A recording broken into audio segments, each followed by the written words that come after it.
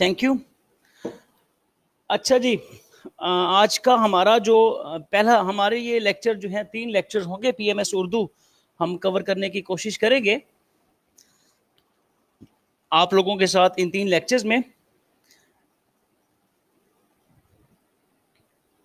Shall we start?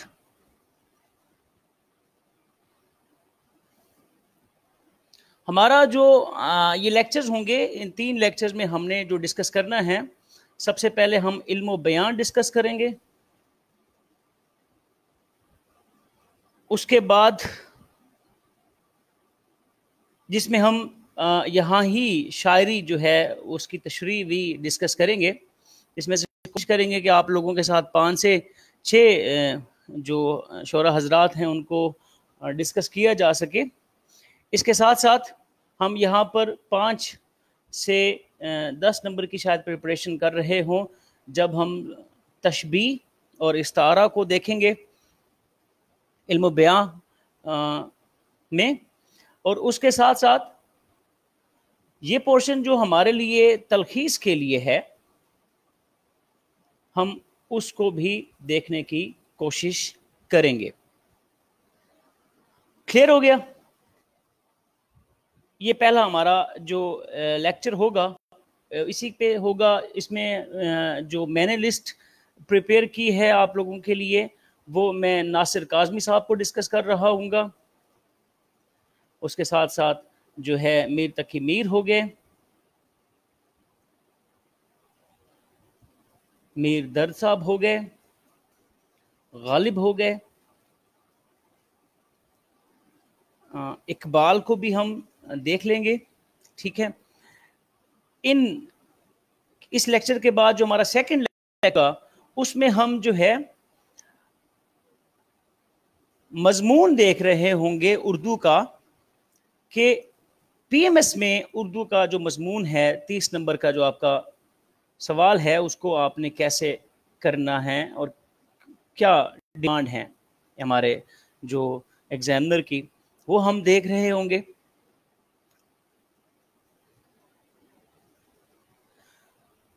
उसी lecture में हम जो बिल्कुल लास्ट में होगा जो पोर्शन, उसमें हम जो तलखीस है वो भी कर रहे होंगे अगेन। ठीक है, और जो तीसरा हमारा उर्दू का लेक्चर होगा वो गलत फिक्रों की दुरुस्ती।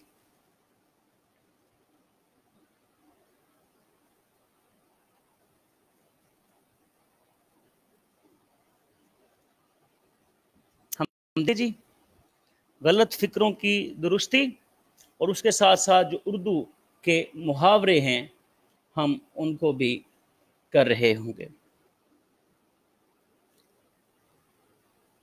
अच्छा, 100 नंबर के इस पर्चे में फेल तो ऐसा इतने ज़्यादा नहीं होते, लेकिन एक अच्छा स्कोर करने के लिए कंपेटिटिव एग्ज़ाम में कुछ इम्तिहान की अपनी जो है वो रिक्वायरमेंट भी है।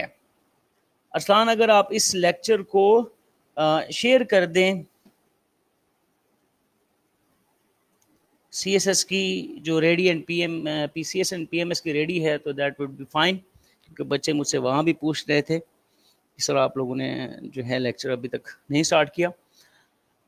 किताबें कौन कौन सी सबसे पहले आप लोगों को पढ़नी चाहिए? ठीक है, 3 किताबें मैं सजेस्ट कर सकता हूँ यहाँ पर आप लोगों के लिए।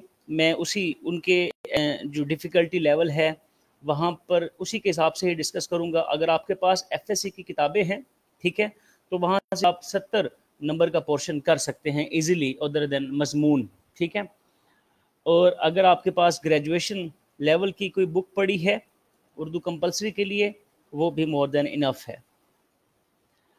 लेकिन अगर आप पीएमएस उर्दू की बात करते हैं तो फिर आपके लिए कलीद उर्दू है, ठीक है, इशफाक अहमद साहब की है, वो देख सकते हैं। अगर कलीद उर्दू मार्केट में अवेलेबल नहीं है तो इशफाक साहब की अपनी डॉक्टर गफूर शाह के साथ किताब है मेज़ान उर्दू, ये कारवान वालों ने लिखी है मेज़ान उर्दू।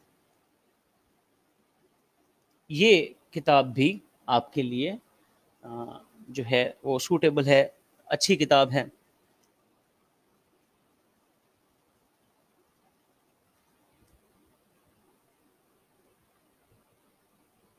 اب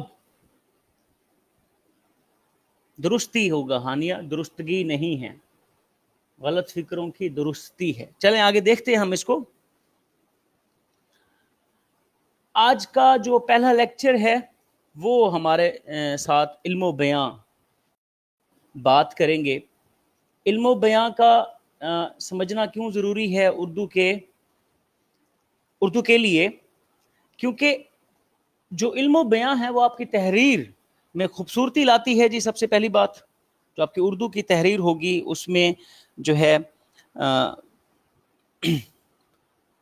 آپ کے پاس پیپر پوائنٹ آف ویو سے دیکھیں تو 5 سے 10 نمبر کی سوال بھی ایگزامنر نے پاس پیپر میں پوچھے ہوئے ہیں. تشبیہ ہو گیا، ٹھیک ہے، یا استعارہ ہو گیا.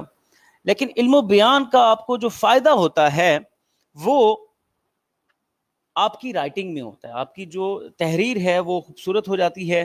اس کے ساتھ ساتھ آپ کو جو شاعری ہوتی ہے جس کی آپ نے تشریح کرنی ہے اس میں بھی بہت ساری چیزوں کا آئیڈیا ہو جاتا ہے. کس طریقے سے ہوتا ہے وہ ہم سمجھنے کی کوشش کرتے ہیں. علم و بیان کی جو تعریف ہے، اگر وہ تحریر کی خوبیوں کے ذکر اور ان کی بحث کو جو ہے علم و بیان کہتے ہیں. کوئی بھی تحریر ہوگی اس کی خوبی کا ذکر کریں گے یا اس کی بحث کریں گے تو اس کو علم و بیان کہتے ہیں اردو میں. ٹھیک ہے. اب ہمارے ایجوکیشن سسٹم کا ایشو یہ ہے کہ ہم اردو سے تو واقعی میں بہت دور ہو گئے ہیں، لیکن ہمیں اس حد تک کمپیٹیٹیو ایگزام میں پی ایم ایس کے لیے مہارت حاصل کرنی ہے کہ آپ اپنی تحریر کو اور جو آپ نے بات کرنی ہے اہل زبان کی گفتگو کے مطابق کئی طریقوں سے بیان کرنے کے قابل ہو جاتے ہیں. آپ کی تشریح جو ہوتی ہے، جب اہل زبان کی جو گفتگو ہے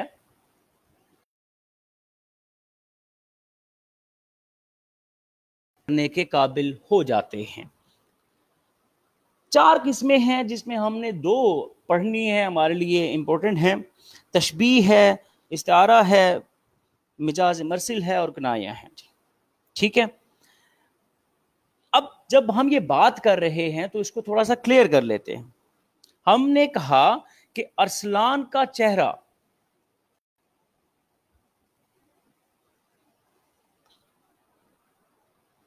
غصے سے سرخ ہو گیا.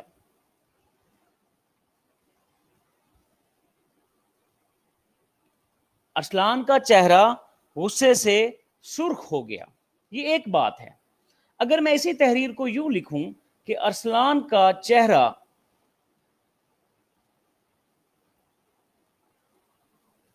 غصے سے انگارے کی طرح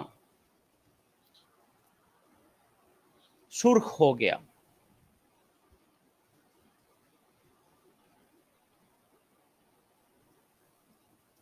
ارسلان کا چہرہ غصے سے انگارے کی طرح سرخ ہو گیا. پہلا جو میں نے فقرہ لکھا ہے، جو پہلی مثال میں نے دی ہے، اس میں چہرے کی سرخی کا سادہ اور عام سے انداز میں ذکر ہوا ہے. غصہ آیا، ایک انسان جو ہے اس کا جو چہرے کی سرخی ہے اس کا ذکر کر رہے ہیں، لیکن بالکل سادہ اور عام سی زبان میں. لیکن دوسرے فقرے میں جو سرخی ہے، چہرے کی سرخ ہونا ہے، اس کو مانند قرار دیا جا رہا ہے انگارے کے. اس کی شدت جو ہے اس کو انگارے کے مانند ہی قرار دیا جا رہا ہے. اب ہوا کیا اس سے جو آپ کی تحریر ہے، جو آپ کا کلام ہے، اس کا حسن تھوڑا سا بڑھ جاتا ہے، اس میں بہتری آ جاتی ہے، اور آپ جس چیز کی کسی مشترکہ صفت کی بات کر رہے ہیں اس کی صورتحال، اس کی کیفیت کو مزید تاثیر ملتی ہے. ٹھیک ہے. اور آپ تاثیر پیدا کرنے کے لیے ہی ایک چیز کو دوسری چیز کے مانند قرار دیتے ہیں. جب آپ ایک چیز کو کسی دوسری چیز کے مانند قرار دیتے ہیں تو اس کو تشبیہ کہتے ہیں.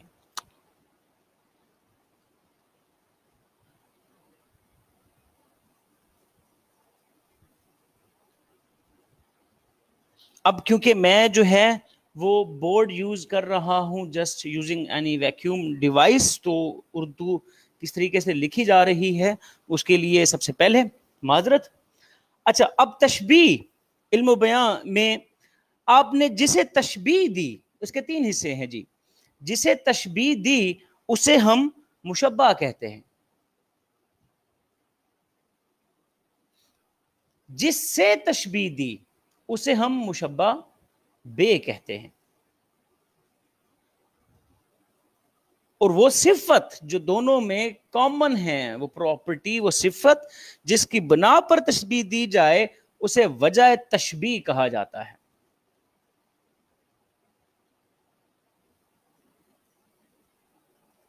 کلیئر ہو گیا؟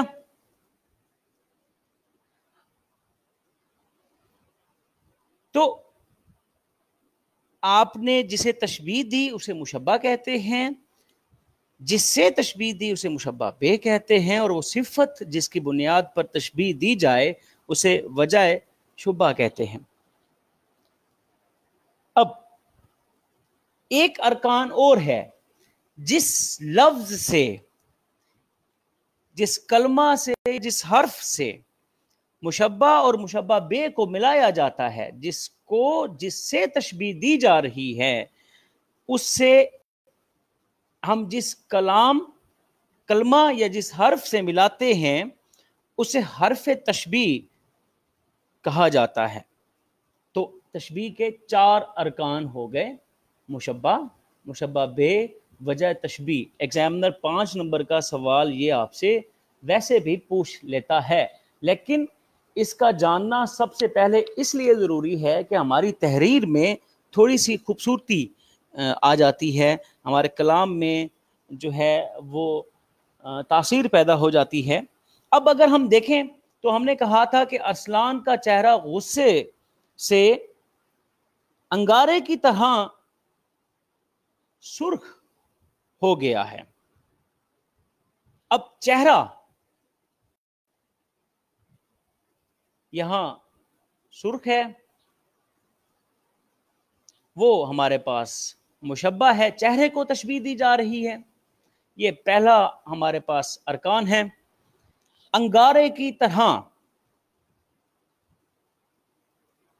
انگارہ جو ہے وہ مشبہ بے ہے، اور کی طرح حرف تشبیہ ہے.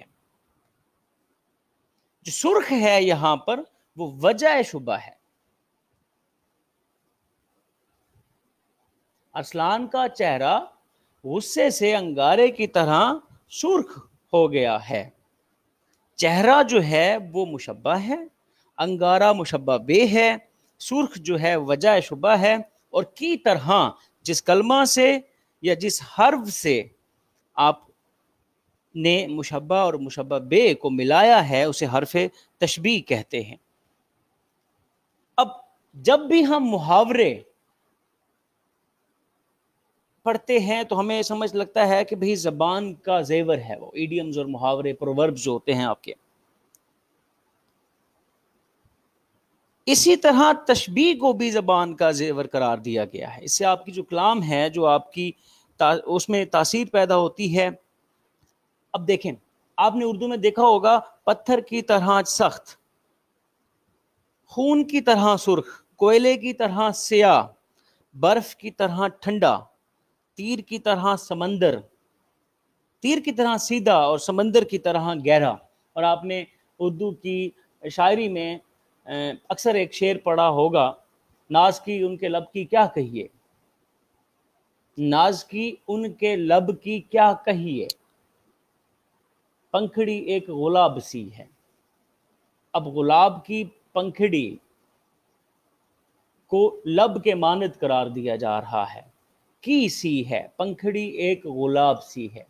یہاں پر آپ کو پتہ چلتا ہے کہ محبوب کے ہونٹوں کی خوبصورتی کو شاعر نے گلاب کی پتیوں کے مانند قرار دی ہے.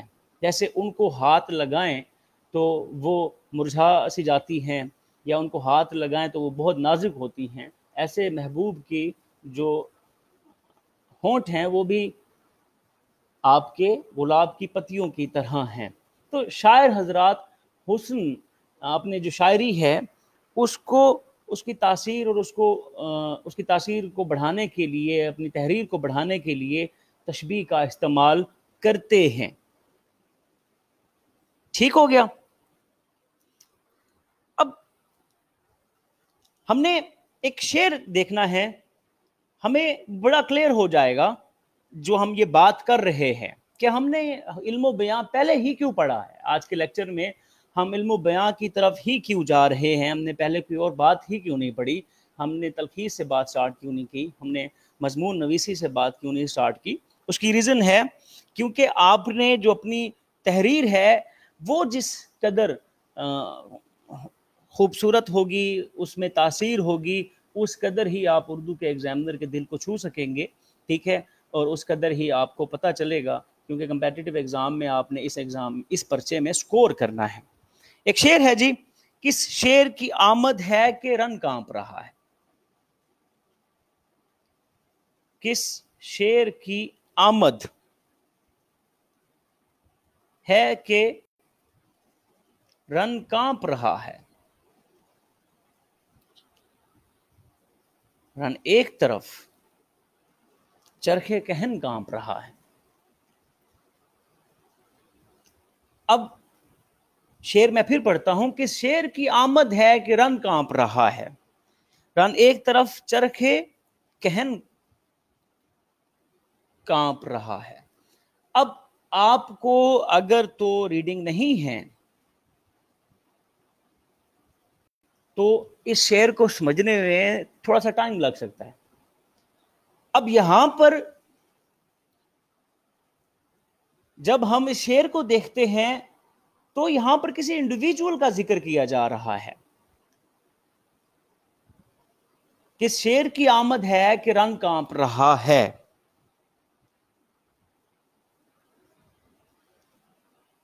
تو حضرت عباس کا یہاں ذکر کیا جا رہا ہے.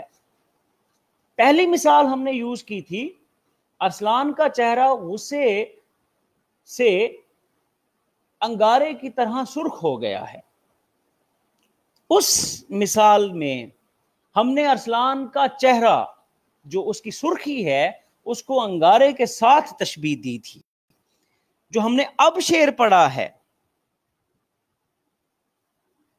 اس میں جیسے شیر جنگل کا بادشاہ ہوتا ہے،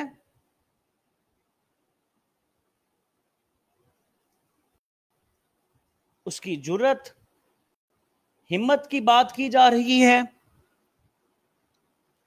لیکن اس شعر میں حضرت عباس کو ان کی جرت اور ہمت کے باعث شعر کہا گیا ہے، لیکن ان کا ذکر نہیں ہے. ایک اور مثال ہے، میرا چاند آیا، میرا چاند آیا.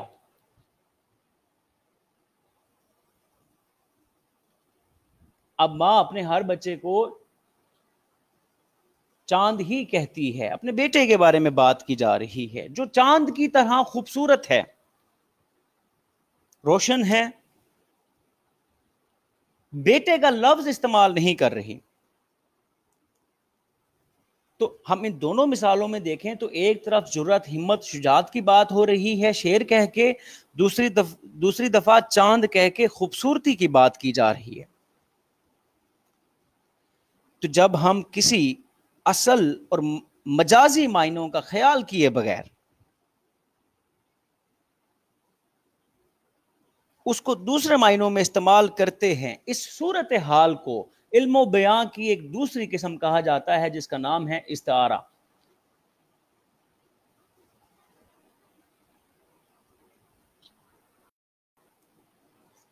علم و بیان میں اس کو استعارہ کہتے ہیں. جب آپ کسی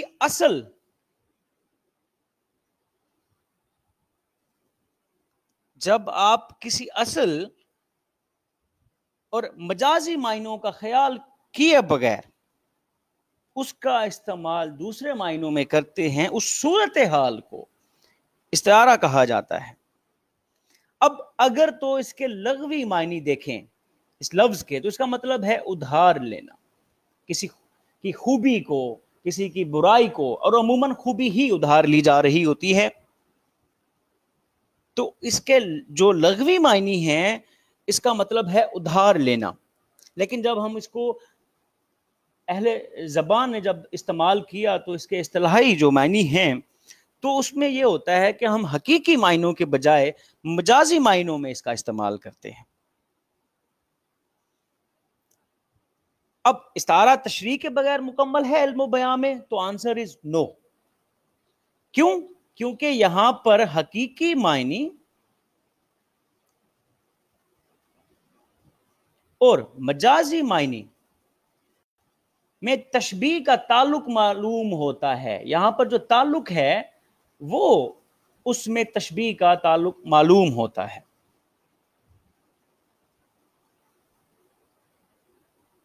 اس کے 3 ارکان ہیں کہ جس کے لیے استعارہ کیا جائے، جس سے استعارہ لیا جائے، مطلب جس کے لیے، جس بندے کو آپ نے اس کی خوبصورتی یا کوئی کوالٹی اسائن کرنی ہے، دین آپ نے جس سے اس کی خوبی لی تاکہ اس کو اسائن کی جائے، بیان کی جائے، اور جس لفظ کے استعمال سے، یعنی کہ وہ مشترکہ صفت جو ان دونوں میں ہے،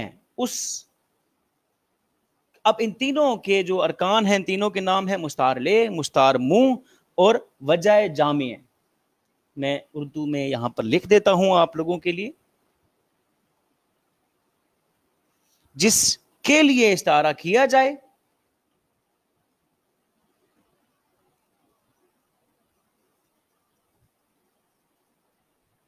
جس سے وہ خوبی یا وہ صفت ادھار لی جائے،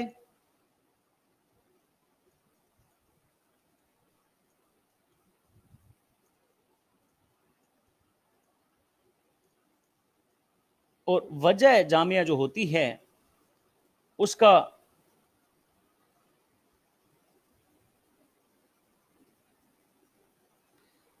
وجہ جامع جو ہوتی ہے وہ مشترکہ صفت،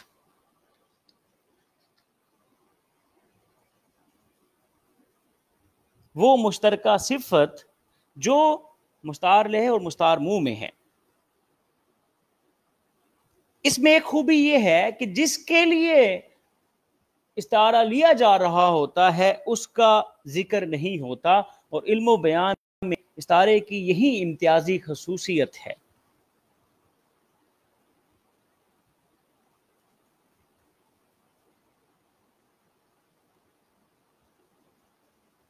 اور وجہ جامعہ کا ذکر بھی نہیں ہوتا۔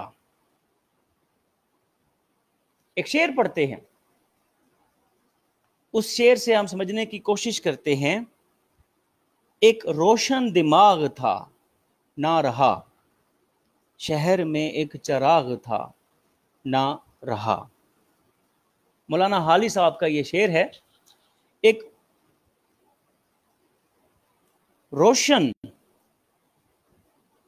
دماغ تھا نہ رہا، شہر میں ایک چراغ تھا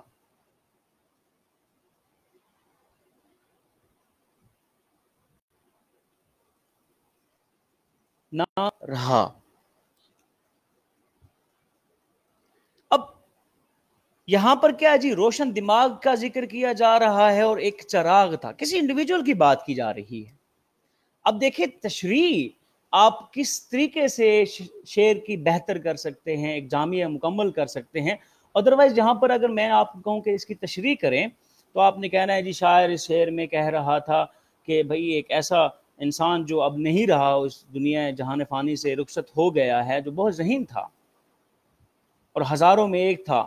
جیسے چراغ روشنی پھیلاتا ہے، معاشرے کو روشن کرتا ہے اپنی کسی نہ کسی خوبی کی وجہ سے، تو وہ ایک چراغ بھی تھا پورے شہر میں جس نے اس معاشرے کو، شہر کو روشن کیا ہوا تھا، اور ایک ذہین دماغ بھی تھا جس کی ذہانت کی مثالیں دی جاتی تھی، وہ اب نہیں رہا۔ یہ ایک تشریح ہے، ایک زاویہ ہے۔ لیکن جب آپ کو یہ بھی پتہ چل جائے کہ یہ شعر لکھا کس نے اور کس کے لیے لکھا، اب مرزا غالب صاحب کے لیے یہ شعر لکھا جا رہا ہے، لیکن مرزا غالب کا ذکر نہیں ہے.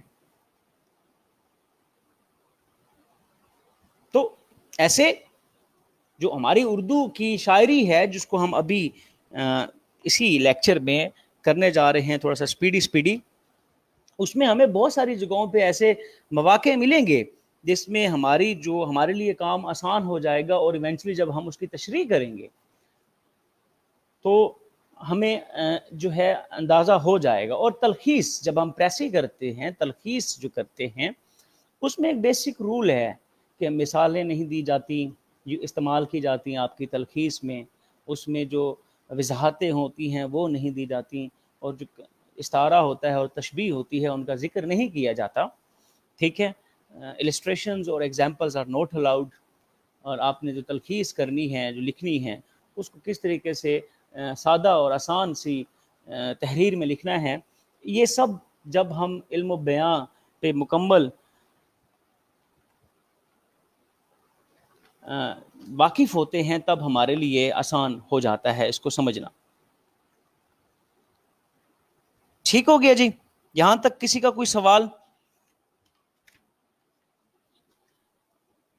اب ہم آ رہے ہیں، اس میں ایگزامنر نے پاس پیپر میں 5 نمبر کا بھی سوال دیا ہوا ہے، 10 نمبر کا بھی سوال دے دیتا ہے، اس کی مرضی ہے. ٹھیک ہے، تو ہم اس کو اٹیمپٹ کرنے کا طریقہ کار یہ ہوتا ہے کہ آپ پہلے تعریف لکھیں گے، اس کا لغوی معنی لکھیں گے، اس کا اصطلاحی معنی لکھیں گے، اور اس کو کیا کہا جاتا ہے، علم و بیان کا حصہ ہے. ٹھیک ہے، اور اس سے ہوتا کیا ہے یہ آپ نے ہیڈنگ دینی ہے اور اس کو ایکسپلین کرنا ہے. پھر اس کے بعد آپ اس کے ارکان لکھتے ہیں، اور ان ارکان کی ایکسپلینیشن کے لیے 2 مثالیں دیتے ہیں، 1 یا 2 مثالیں دیتے ہیں. دین اس مثالوں سے ان ارکان کو جو ہے فائنڈ آؤٹ کرتے ہیں اور ایگزامنر کے لیے لکھ کے دیتے ہیں. تو آپ کو یہاں سکور آلموسٹ تھوڑا سا بہتر مل جاتا ہے. یہ ہے پہلا طریقہ. دوسرا طریقہ، ہماری شاعری تھوڑی سی آسان ہو جاتی ہے. تو شاعری کو جو تشریح ہے اس کو آسان کرنے کے لیے ابھی ہم ایک اور اینگل دیکھ رہے ہیں، that is introduction of poets.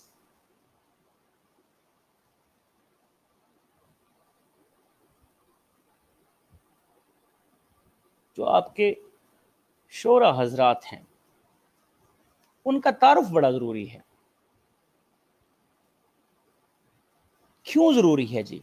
پہلے آپ نے جس شعر کی تشریح کرنی ہے، ایگزامنر نے آپ کو کہا ہے کہ شاعر کا نام لکھیں، پھر آپ مفہوم لکھتے ہیں. طریقہ کار یہ ہوتا ہے کہ آپ کو 3 اشعار کی تشریح کرنی ہے. اگر آپ نے پہلے اشعار کی تشریح کی ہے تو اگر وہ یہ شعر ہے تو اس کے نیچے آپ نے شاعر کا نام لکھنا ہے، پھر اس کے نیچے آپ نے مفہوم لکھنا ہے، پھر اس کے نیچے آپ نے تشریح لکھنی ہے.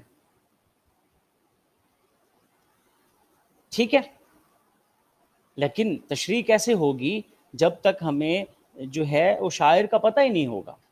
اگر ارسلان بھائی نے کوئی شعر کہا ہے تو ارسلان کی زندگی کے حالات و واقعات کا جو نچوڑ ہوگا وہ اس کے شعر میں نظر آئے گا. اگر ارسلان بھائی نے کسی سے عشق کیا ہے، اس کے محبوب کی بے وفائی کا ذکر ضرور ہوگا. اب ارسلان بھائی نے اگر اپنے محبوب کی کہیں نہ کہیں تعریف کی ہے، کس طرح تعریف کی ہے، اپنے محبوب کی خوبیوں کا ذکر کیا ہے، تو اس کا ذکر بھی ضرور ہوگا. اب ہم اردو ادب کی بات کر رہے ہیں تو ہمارے جو اردو ادب کے شعراء حضرات ہیں، اگر ہم دیکھیں تو بر صغیر میں یا اس سے بعد جب پاکستان میں رہے تو کچھ ہندوستان میں تھے، کچھ پاکستان میں رہے. ان دونوں نے معاشرے کی خرابیوں کا بھی ذکر کیا ہوگا، انہوں نے محبوب کے بارے میں بھی لکھا، عشق حقیقی کے بارے میں بھی لکھا، عشق مجازی کے بارے میں بھی لکھا. اب سب سے پہلا کام ہم نے یہ دیکھنا ہے کہ ہمیں پتہ کیسے چلے گا کہ جو ہماری جس کی ہم تشریح کرنے جا رہے ہیں وہ غزل کی تشریح ہے یا وہ نظم کی تشریح ہے.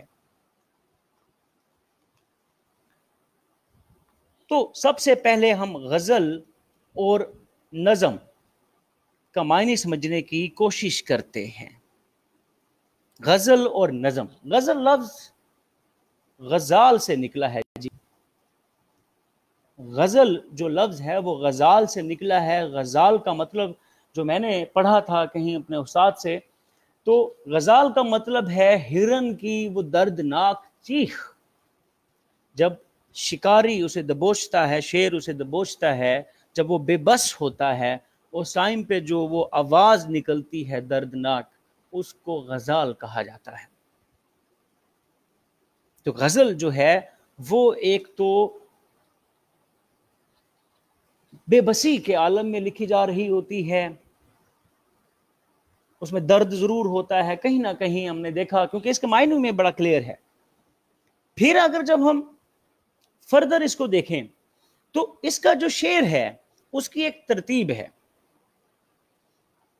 اس کے پہلا جو شعر ہوتا ہے اس کو مطلع کہا جاتا ہے, طلوع ہونے کی جگہ, اور اس کا جو آخری شعر ہے اسے مقطع کہا جاتا ہے, اختتام کی جگہ.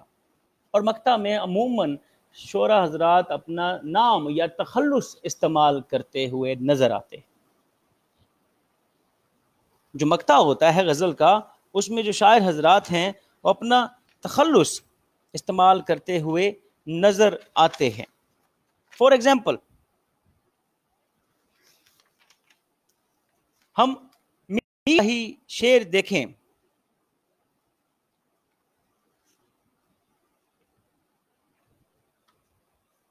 یہاں پہلے کلیئر ہوئی ہے بات, سمجھ لگی ہے جی؟ یہاں پر کسی کی کوئی کنفیوژن؟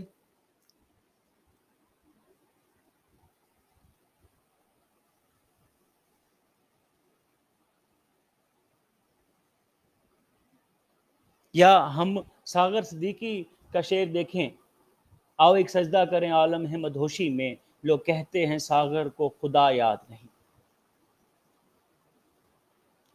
تو آخری شعر میں شاعر حضرات جو ہیں عموماً اپنا تخلص استعمال کرتے ہیں. جو پہلا شعر ہوتا ہے وہ غزل کا مطلع ہوتا ہے.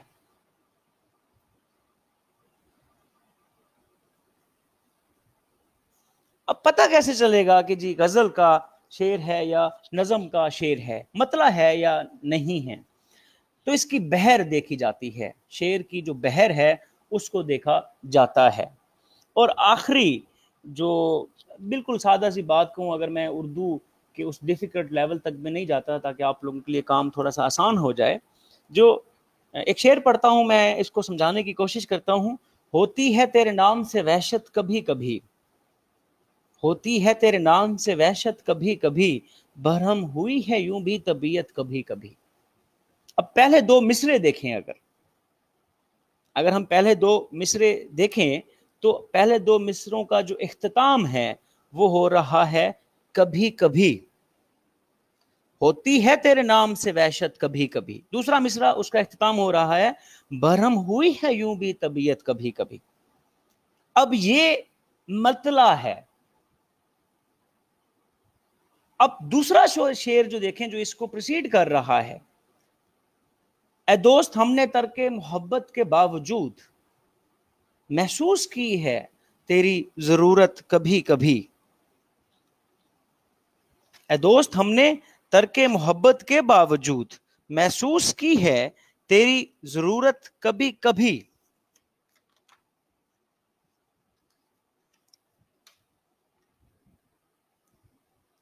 پھر ایسے ہی ایک اور شعر ہے جسے پتہ چلے گا کہ یہ مطلع ہے یا نہیں. کیا زمانہ تھا کہ ہم روز ملا کرتے تھے, رات بھر چاند کے ہمراہ چلا کرتے تھے.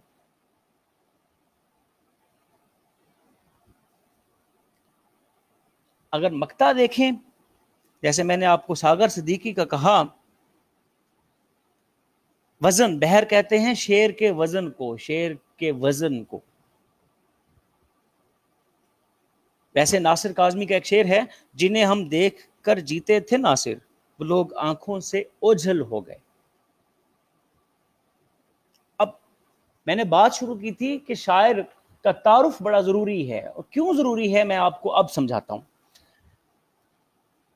میں نے ایک شعر پڑھا ہے جی, جنہیں ہم دیکھ کر جیتے تھے ناصر, وہ لوگ آنکھوں سے اوجھل ہو گئے. ابھی میں آپ کو کہوں کہ اس کی تشریح کریں، جنہیں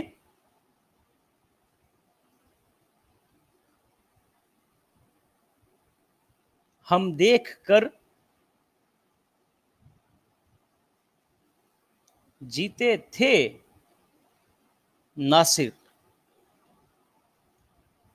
وہ لوگ آنکھوں سے اوجھل ہو گئے۔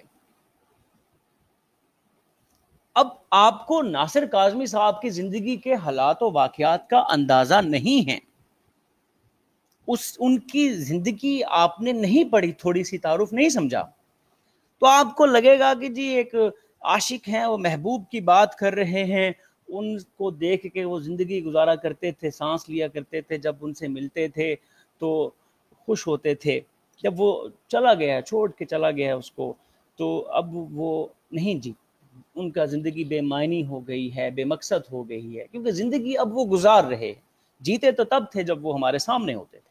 میں آپ کو کہوں دوسرا حصہ کریں جی، دوسری تشریح اس کا سمجھنے کی کوشش کریں، ہر بات محبوب پہ نہ ڈالیں، تو آپ کہیں گے کچھ ایسے جو لوگ ہوتے ہیں جو آپ کے بہت قریب ہوتے ہیں، وہ آپ کے والدین ہوتے ہیں، ٹھیک ہے، آپ کے بہن بھائی ہوتے ہیں، کسی کی وائف ہوگی، کسی کا ہسبینڈ ہوگا، کسی کا بھائی ہوگا، کسی کی بہن ہوگی، یا بہت خوبصورت دوست ہوں گے، تو آپ یہ کہتے ہیں کہ شاید ان کے لیے کہا گیا ہے، جنہیں ہم دیکھ کر جیتے تھے ناصر، وہ لوگ آنکھوں سے اوجھل ہو گئے۔ تشریح دونوں غلط نہیں ہے، مفہوم جو ہے دونوں کا غلط نہیں ہے، لیکن جب ہم نے یہ پڑھا کہ ناصر کاظمی صاحب نے یہ شعر جو ہے امبالہ کے لوگوں کے لیے لکھا ہے، یہ شعر جو ہے دہلی کے لوگوں کے لیے لکھا ہے، بریلی کے لوگوں کے لیے لکھا ہے، کیونکہ جب وہ ہجرت کرتے ہیں، وہاں سے آتے ہیں، تو جو ان کے عزیز تھے، جو عزیز و اقارب وہ وہاں چھوڑ کے آئے، جو دوست وہ وہاں چھوڑ کے آئے، جو رشتہ دار وہ وہاں چھوڑ کے آئے، جن کے ساتھ رہ کے ان گلیوں میں، ان محلوں میں وہ جیا کرتے تھے، اب جب وہ ہجرت کر کے آئے ہیں، قانون بدل گئے، حالات بدل گئے، اب زندگی ایک تو اور بھی بہت ساری زندگی میں پریشانیاں ہیں، اور بھی غم ہیں، ٹھیک ہے، لیکن یہ غم بڑا ہے، تو ہماری تشریح تھوڑی سی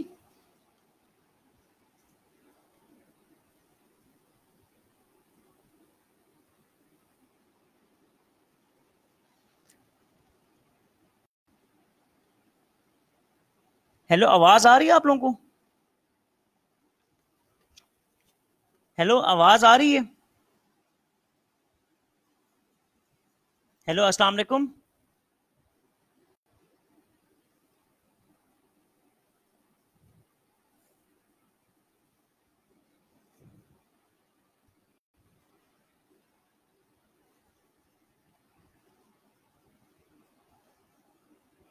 السلام علیکم جی، آپ لوگوں کو آواز آ رہی ہے؟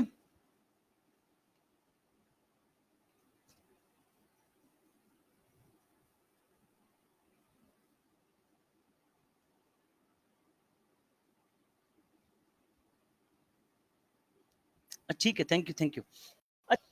تو میں یہ کہہ رہا تھا کہ جب آپ نے شاعر تو واقعات کا لگایا، اور میرے اصل میں موبائل سے بھی کنیکٹڈ ہوں، لیپ ٹاپ سے بھی کنیکٹڈ ہوں، ڈیوائس بھی کنیکٹ کی ہے، تو میرے سامنے سے اسکرین جو ہے وہ نظروں سے اوجھل ہو گئی، جنہیں دیکھ کر ہم یہ لیکچر دے رہے تھے ذیشان، وہ اسکرین ہی آنکھوں سے اوجھل ہو گئی، ٹھیک ہے۔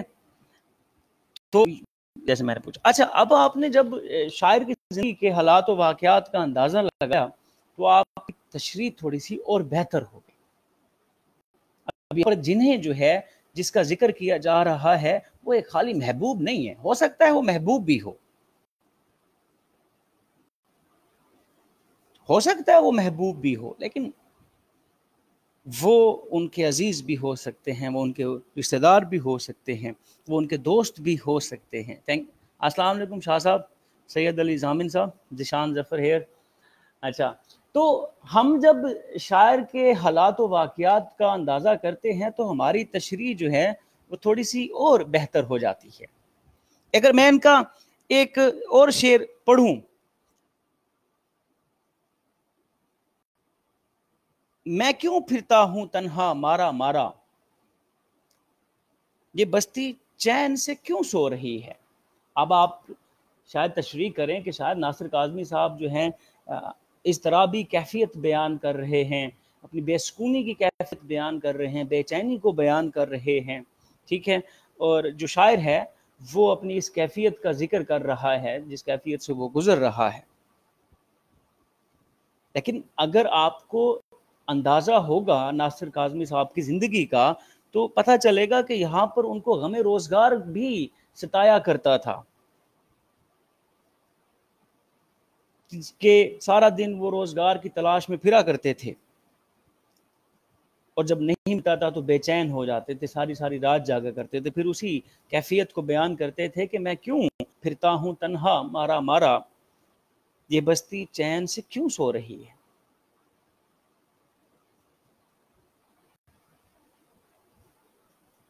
تو تشریح تھوڑی سی بہتر ہو جاتی ہے۔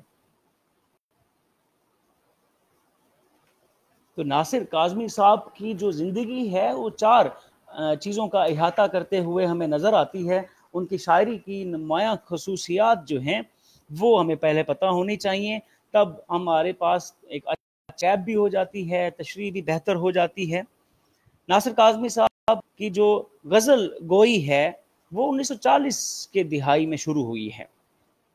افسردگی ہے، اداسی ہے، سادگی ہے، ان کی جو زندگی کا پہلو ہے وہ درد بھی رکھتے ہیں، معاشرے کا بھی درد رکھتے ہیں، افسردہ بھی رہتے ہیں، فطرن رومانی مزاج بھی رکھتے ہیں۔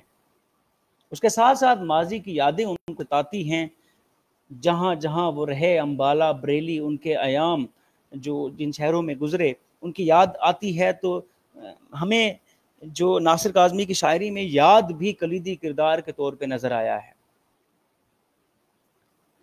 جہاں رہتے تھے ان افراد کی طرز حیات جذبات اور احساسات کے ساتھ ان کی زندگی میں رچی تھی، اور ان کی امیجنیشن تخلیق کا حصہ تھی، اور ان کے شعر جو ہیں بڑے خوبصورت ہیں۔ چھوٹی بحر کا بڑا شاعر کہا جاتا ہے ان کو، ان کی جو شاعری کا وزن ہے، جو شعر ہیں وہ چھوٹی بحر کے ہیں۔ پہلی جو ان کی اشاعت ہے وہ برگ نے ہے، اس کے بعد دیوان لکھا گیا تھا جو ان کی وفات کے بعد لکھا گیا تھا، پھر اس کی چھایا ان کا ایک ڈرامہ بھی تھا، پھر ان سب کو اکٹھا کر کے کلیات ناصر کاظمی بھی لکھا گیا۔ اور یہ کلاسیکل جو شاعری ہے، جو کلاسیکی شاعری ہے، وہاں ہمیں ولی دکن کے پاس جاتے ہوئے نظر آتے ہیں، انشا کے پاس جاتے ہوئے نظر آتے ہیں، اور ان کی شاعری کے چار حصے ہیں: ماضی کی یادیں، عشقیہ مضمون، غم روزگار اور سکوت ڈھاکہ۔ اب عشقیہ مضمون بھی دیکھتے ہیں آگے، لیکن جب ہم سکوت ڈھاکہ دیکھتے ہیں تو ایک شعر کہتے ہیں جسے ہمیں پتہ چلتا ہے کس طریقے سے بیان کر رہے ہیں اس غم کو۔ وہ ساحل پہ گانے والے کیا ہوئے، وہ کشتیاں چلانے والے کیا ہوئے، یہ آپ ہم تو بوجھ زمین کا بوجھ اٹھانے والے کیا ہوئے۔ جب آپ کو نہیں پتا ہوگا سکوت ڈھاکہ کا کیا اثر ہوا ناصر کاظمی پہ، تب تک ہماری تشریح کا جو وزن ہوگا اس تشریح کا بحر کا مطلب وزن ہوتا ہے۔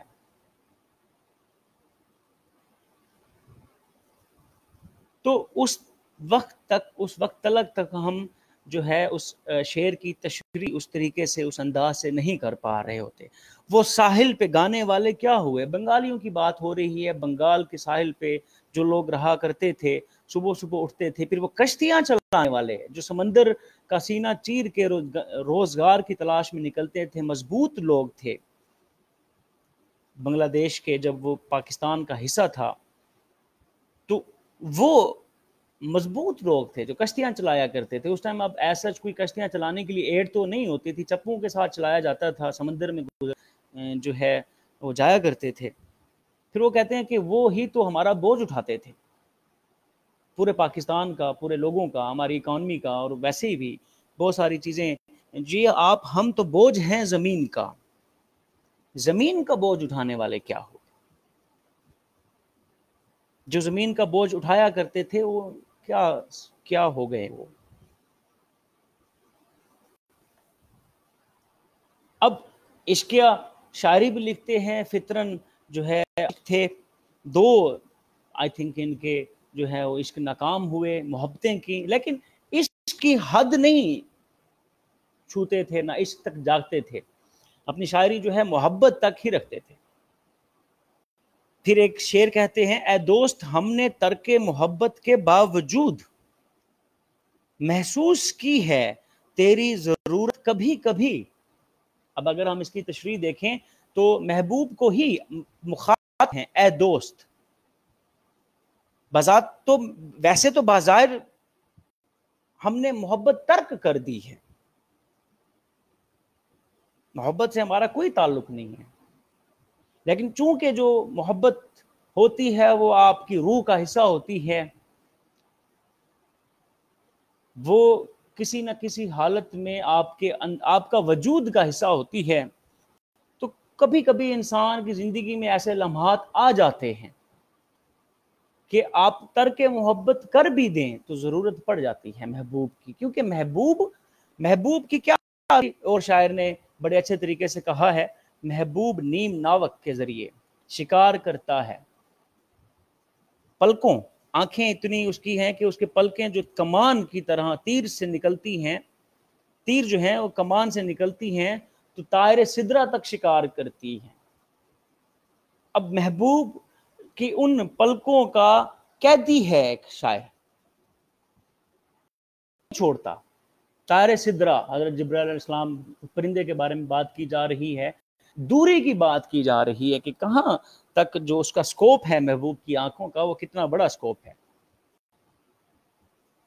اب پھر محبوب نے اپنی زلفوں سے، اس کو گھنی زلفوں سے، ناگن جیسی زلفوں سے، شاعر حضرات نے زلفوں کو ناگن بھی کہا ہے، خمدار ہیں، ویسی لچکدار ہیں، ویسی کالی گھٹائیں ہیں، وہ اسے باندھا ہے، اس طریقے سے قید کیا ہے. اب شاعر محبت چھوڑ بھی دیں، اگر انسان محبت چھوڑ بھی دے تو محبوب اتنا حاوی ہے کہ اس سے آزاد، وہ جو محبوب اتنا حاوی ہے اس انسان پہ کہ وہ اسے آزادی نہیں کر سکتا مکمل طور پہ. بظاہر تو ترک محبت کر چکا ہے، اپنی زندگی کے دوسری چیزوں میں محو ہے، مصروف ہے، لیکن کبھی کبھی ضرورت پڑ جاتی ہے. یہ کلیئر ہوا آپ لوگوں کو؟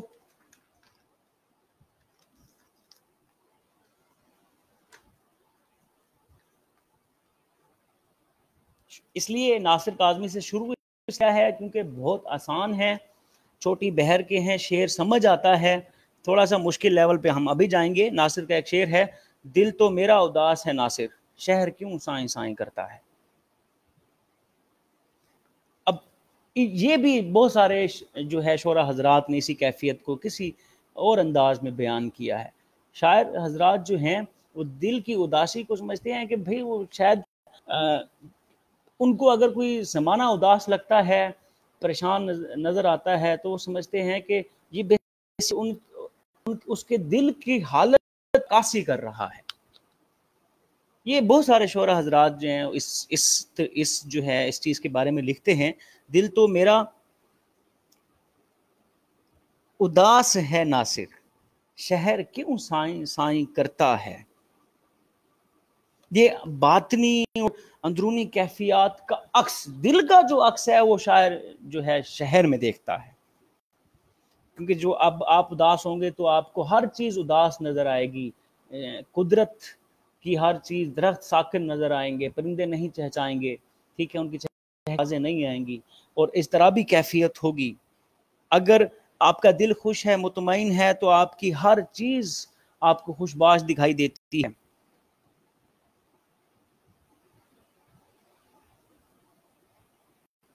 ایسے ضمیر جعفری صاحب نے بھی کہا تھا مطمئن ہو دل تو ویرانوں کے سناٹے بھی گیت،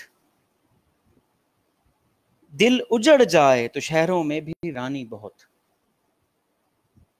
اگر دل مطمئن ہو تو ویرانے کو جو سناٹے ہیں، جو خاموشیاں ہیں، وہ بھی ہمیں گیت سنائی دیتے ہیں، گیت کی طرح لگتے ہیں۔ لیکن اگر دل اجڑ جائے کسی کا تو شہر جتنا بھی خوش باس ہو، وہ شہر میں آباد ہوتا ہے، ویرانی اور شہر ایک دوسرے کی ضد ہیں۔ شہر میں لوگ آباد ہوتے ہیں، ویرانی میں کوئی آباد نہیں ہوتا، تو یہ ایک دوسرے کی اردو زبان میں دیکھیں کہ تو دونوں ضدیں ہیں۔ تو جو شاعر ہوتا ہے وہ اپنے دل کی اداسی کو بیان کرتے ہیں۔ ایسے کسی اور شاعر میں ہمیں بھی نظر آیا کہ دل گلستان تھا تو عالم پر برستی تھی بہار۔ دل گلستان تھا، دل اگر مطمئن تھا تو عالم پہ بہار برستی تھی۔ دل گلستان تھا تو عالم پر برستی تھی بہار، دل بیاباں کیا ہوا عالم بیاباں ہو گیا۔ پھر محسن نقوی صاحب نے کہا تھا میں اجڑے ہوئے گھر کے اس در کی طرح ہوں محسن، میں اجڑے ہوئے گھر کے اس در کی طرح ہوں محسن، دیمک کی طرح کھا گئی جسے دستک کی تمنا۔ ناصر صاحب نے پھر ایک اور جگہ پہ کہا ہے ہمارے گھر کی دیواروں پہ ناصر اداسی باب کھولے سو رہی ہے۔ تو ہمیں مضمون، جو شاعری کا مضمون ہے، جب ہمیں اس کا آئیڈیا ہوتا ہے تو اسے تھوڑا سا کی تشریح جو ہے وہ بھی آسان ہو جاتی ہے۔ اگلا جو ہم ڈھونڈنے کی کوشش کرتے ہیں، سمجھنے کی کوشش کرتے ہیں،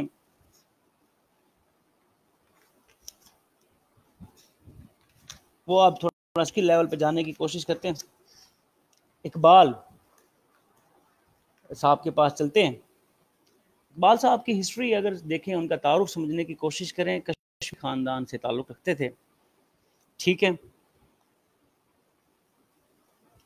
اب بہت شریف پاک باز قسم کا خاندان تھا، جو ان کی خاندان کی تعریف ہے وہ بڑی ان کی اقبال کی زندگی میں ہمیں جھلکتی نظر آتی ہے۔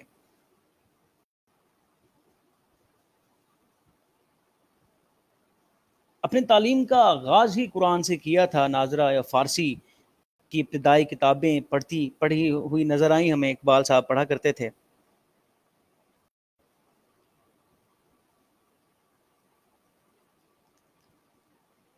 میر حسن صاحب نے اقبال کو خود پسند کر کے اپنا شاگرد بنایا تھا۔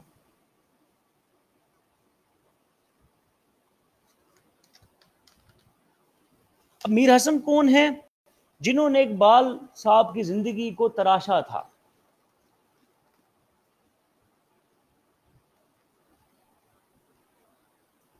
ادب، لسانیات، ریاضیات اور تفسیر قرآن کے ماہر تھے، اور اقبال میں وہ ٹرانسفر کیا تھا نالج۔ اس کے ساتھ ساتھ اگر ہم دیکھیں تو اقبال کی جو زندگی ہے اس میں فلسفہ بھی نظر آتا ہے، اس میں مسلمان معاشرہ بھی نظر آتا ہے، معاشرے کو بھی پڑھتے ہوئے نظر آتے ہیں۔ لیکن اپنی زندگی اگر دیکھیں تو ازدواجی زندگی جو ہے وہ ناسودہ تھی، تلخی بڑھتی جاتی تھی، تلخی ہوتی تھی۔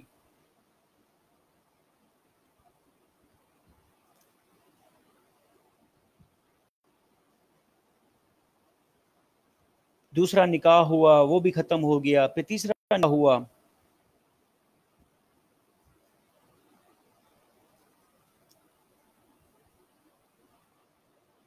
اس میں بھی تھوڑی سی تلخیاں بڑھی، لیکن پھر وہ جو ہے تھوڑا سا سکھ کا سانس لیتے ہیں۔ تو ہم جب دیکھتے ہیں تو اقبال کی زندگی میں بھی، نجی زندگی میں اضطراب کی کیفیت نظر آتی ہے کہیں نہ کہیں۔ اب ہم نے اقبال صاحب کا جو شاعری کس حد تک پڑھنی ہے، تو ایک کلیات اقبال بھی ہیں، شکوہ بھی ہے، جواب شکوہ بھی ہے۔ شکوہ دیکھتے ہیں تو شکوہ ہمیں پتہ چلے گا کہ اس کا کرکس جو ہے وہ مسلم امہ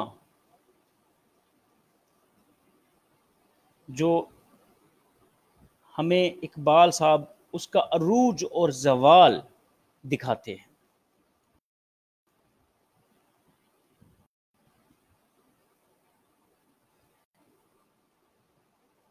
جواب شکوہ میں بھی اسی کا بیسیکلی ذکر کیا ہے اقبال نے۔ عروج کی بات جب ہم دیکھیں گے تو اقبال کی ہمیں شاعری میں مسلم امہ کی شان و شوکت کا ذکر آئے گا۔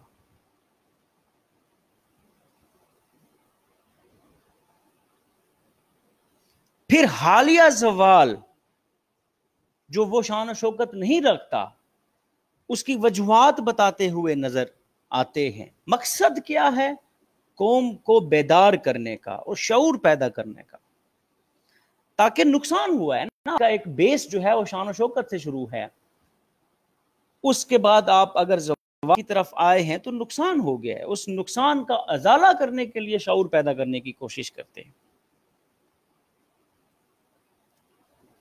پھر بتاتے ہیں شاعری مجموعے میں کہ کس طرح معاشی، معاشرتی، سیاسی اور اخلاقی تنزل ہے جی، تنزلی نہیں لکھنا، تنزل ہے صحیح، ٹھیک ہے، آپ بیسیکلی جو اردو لکھ رہے ہوتے ہیں وہ تنزلی لکھ رہے ہوتے ہیں، تنزل ہے۔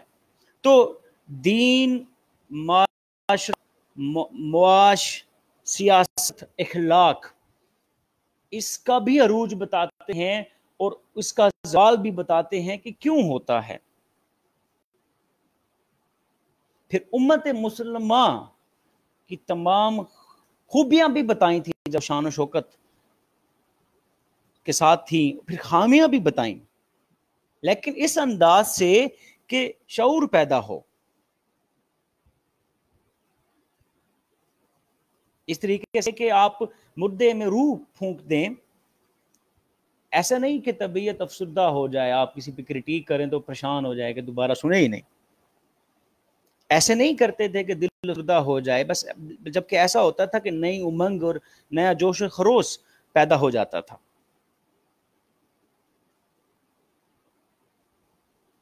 تو شکوہ میں کیا کیا اقبال نے؟ شاندار ماضی کو اس حد تک نہیں بیان کیا، اس کو اردو میں اگر ہم لکھیں تو مدح سرائی، خوب بیان کرنا نہیں کی گئی، بلکہ اس سے کمپیریزن کیا گیا ہے، اس سے موازنہ کیا گیا ہے، اور اس طرح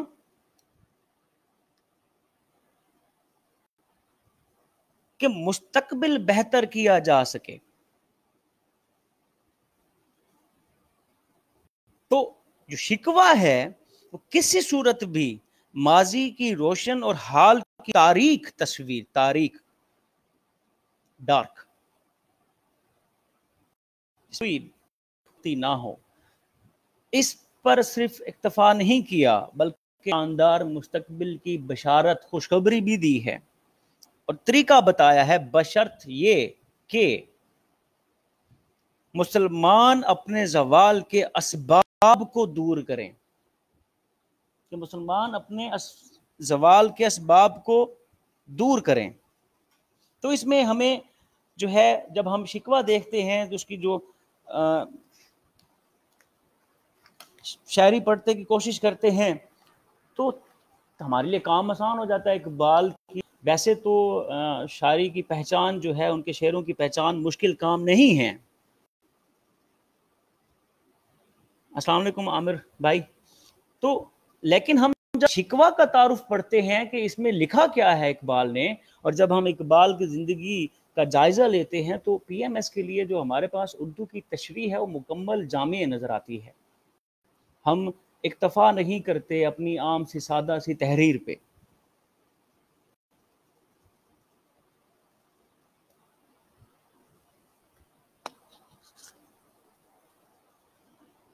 شکوہ کے آلموسٹ 31 بند ہیں جی، اور ہر بند میں 3 اشعار ہیں، یعنی کہ 6 مصرے ہیں.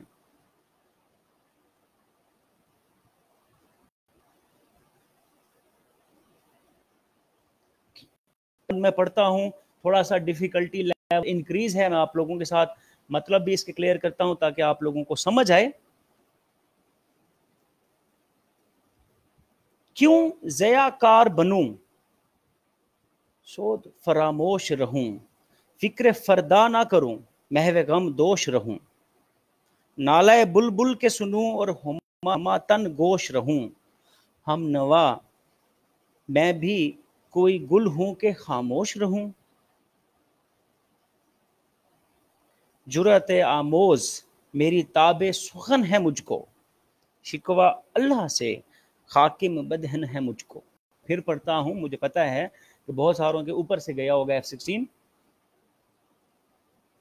مطلب بھی سمجھانے کی کوشش کرتا ہوں، پھر بتاتا بھی ہوں کہ کس طریقے سے علم و بیان کی خوبصورتی بیان کر کے تحریر کو خوبصورت کیا گیا ہے.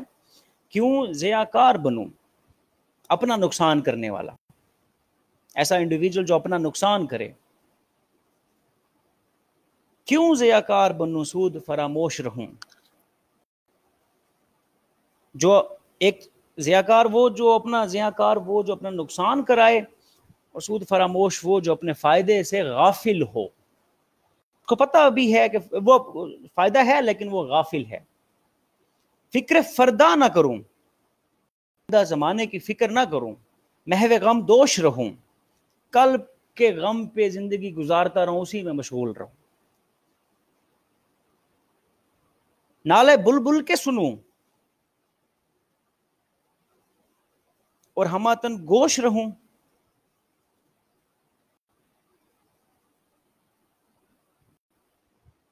ہم نوا میں بھی کوئی گل ہوں کہ خاموش رہوں.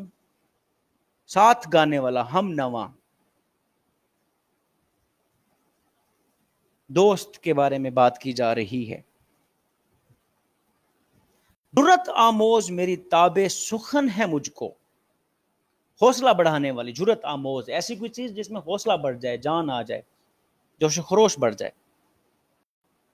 تاب سخن بات کہنے کی صلاحیت کو کہتے ہیں. تاب سخن شاعری کی لیاقت ہے یا بات کہنے کی صلاحیت کو کہا جاتا ہے. شکوہ اللہ سے حاکم بدہن ہے مجھ کو. حاکم بدہن میرے منہ میں خاک، یہ شکوہ اللہ سے حاکم بدہن شاعری میں ہمیں بہت جگہوں پہ نظر آئی، یا جو تعظیم میں یہ بات کہی جاتی ہے کہ آپ واجب الاحترام ہستی کے سامنے ایسی کوئی بات کر دیں جو بے ادبی کے دائرے میں آئے تو اس کے بارے میں. اب شعر سمجھ آیا ہوگا تھوڑا سا. کیوں ضیاء کار بنوں، اپنا نقصان کرنے والا کیوں بنوں میں ایز اے قوم، اپنی قوم کو کہہ رہے ہیں. سود فراموش رہوں، اپنے فائدے سے بھی غافل ہوں میں. فکر فردا نہ کروں، آئندہ زمانے کی فکر نہ کروں. محو غم دوش رہوں، کل کے غم میں پچھتاتا رہوں کہ میری امت نے، میری قوم نے یورپ پہ حکمرانی کی تھی، اندلس پہ حکمرانی کی تھی، 800 سال حکمرانی کی تھی جب ان کو مورس کہا جاتا تھا. ان کی ہسٹری ایسی ہے، اور پھر میرے سے وہ ریاست چھین لی گئی، میرے سے وہ حکومت چھین لی گئی. اب ہے تنزل کا شکار ہے مغل بادشاہ جو آخری ختم ہوئے بہادر شاہ ظفر کے بعد. اب اس ریاست، اس شان و شوکت کو چھین لیا گیا ہے، تو میں اب بیٹھا رہوں، کچھ نہ کروں. چینج ہے زمانے میں، نیچر نے چینج کرنا ہے. اس کے اندر جذبہ پیدا کر رہے ہیں، نئی روح پھونک رہے ہیں. اپنے دوست کو کہہ رہے ہیں، اپنی عوام کو کہہ رہے ہیں جن سے مخاطب ہیں.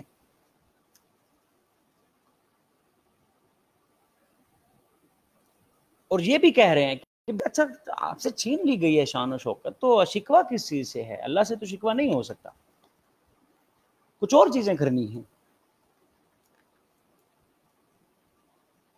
تو اگر مفہوم دیکھیں تو شروع سے کہتے ہیں میں اپنا نقصان کیوں اٹھاؤں، اپنے فائدے کو کیوں بھول جاؤں. اور یہ کیسے ممکن ہے کہ میں اپنا مستقبل کی فکر کرنا چھوڑ دوں، ماضی کے غم میں ہی مصروف رہوں اور بلبل کی طرح نالے ہی سنتا رہوں اور منہ سے کچھ نہ کہوں؟ اور مجھے اللہ نے بات کرنے کی جرت دی ہے، تو شکوہ بھی میں اسی ذات سے کر سکتا ہوں، لیکن شکوہ کرنے کا طریقہ بھی بہتر ہے۔ تو اب یہاں پر دیکھیں تو تحمید باندھی گئی ہے، مستقبل کے بارے میں فکر کرنے کی بات کی جا رہی ہے، ماضی کے غموں میں ڈوبا رہنے کی نقصانات بیان کیے جا رہے، اور ایک انڈیکیشن بھی دے رہے ہیں کہ ایسا پاسبل ہے کہ میں بلبل کے نالے بھی سنوں اور کچھ نہ کروں، کہ میں بلبل کی آہیں سنوں اور چپ بیٹھا رہوں، میں اپنی قوم کی آہیں سنوں دردناک، پھر بھی چپ بیٹھا رہوں۔ مجھ میں شعر کہنے کی صلاحیت ہے، مجھ میں کچھ کرنے کی صلاحیت ہے، میں حوصلہ، میرے شعر سے حوصلہ ملتا ہے، اور مجھے وہ سچویشن میرے دل کی بات کہنے پہ مجبور کر رہی ہے۔ سچی بات تو یہ ہے، پھر کہتے ہیں میرے منہ میں خاک، کہ مجھے اپنے اللہ سے شکایت کرنی ہے۔ اور پھر اگر میں سم اپ کروں تو یہ کہنا چاہ رہے ہیں کہ کب تک انسان اپنی قوم کی، خود کو کہہ رہے ہیں پہلے، پھر اگر آپ کو تشبیہ دیں معاشرے میں رہنے والے انسانوں میں، اپنے اوپر، آپ پر، ایک دوسرے کے اوپر، تو کب تک ایک انسان اپنی قوم کی بربادی پر خاموش تماشائی بنا رہتا ہے؟ کب تک وہ اپنی قوم کے مستقبل کی فکر نہیں کرتا؟ کیونکہ قوموں کے مستقبل میں تو فرد ملت کا، اور فرد ملت کے مستقبل میں تو قوموں کا مستقبل ہے۔ اور کہتے ہیں کہ جب خدا نے کوئی قوت دی ہے، کوئی عطائے نعمت جو ہے اس سے نوازا ہے، تو اس کا فائدہ اٹھاؤ۔ اگر قوت گویائی دی ہے تو اپنے رب کو اپنے دل کی بات بتاؤ، تمہارا رب تمہارے دلوں میں رہتا ہے، تمہارے شہر کے قریب ہے، تمہاری سنے گا۔ پھر اللہ کی بارگاہ میں مسلم امہ کی حالت زار کو بیان کرتے ہیں۔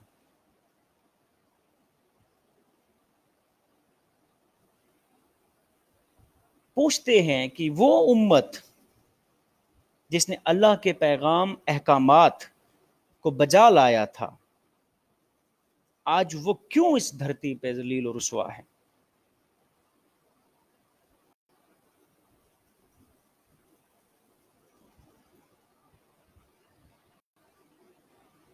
ایسے ہی کسی ایک اور شاعر نے کہا تھا، مبتلائے درد کوئی عضو ہو روتی ہے آنکھ، مبتلائے درد کوئی عضو ہو روتی ہے آنکھ، کس قدر ہم درد سارے جسم کی ہوتی ہے آنکھ۔ جسم کا کوئی بھی اعضا اگر درد میں مبتلا ہو تو سب سے زیادہ عزیز دوست آنکھ ہی ہے، اس کا درد بانٹتی ہے، رونا شروع ہو جاتا ہے۔ دوسرا مصرع اگر ہم شکوہ کا دیکھیں، دوسرا بند، اس کے بعد اس لیکچر کو جو ہے اس میں ایک غالب صاحب کو پڑھنے کی کوشش کرتے ہیں، ایک دو، اور پھر آپ لوگوں کو جو ہے فائنل انسٹرکشن، تشریح جو ہے کرنی کیسے ہے، اس کا موضوع کیسے پکڑنا ہے، 5 منٹ اس کے لیے یوز کریں گے، کیونکہ لیکچر جو ہے تھوڑا سا زیادہ ہوتا جا رہا ہے ٹائم، اس کے بعد انٹرسٹ جو ہے وہ ڈیولپ نہیں رہتا۔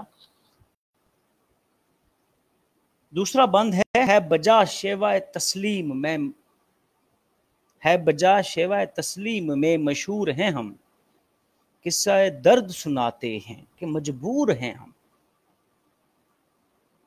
ہے بجا شیوہ تسلیم میں مشہور ہیں ہم، قصہ درد سناتے ہیں کہ مجبور ہیں ہم، ساز خاموش ہیں فریاد سے معمور ہیں ہم، نالا آتا ہے اگر لب پہ تو معذور ہیں ہم، اے خدا شکوہ ارباب وفا بھی سن لے، خو گرے حمد سے تھوڑا سا گلا بھی سن لے.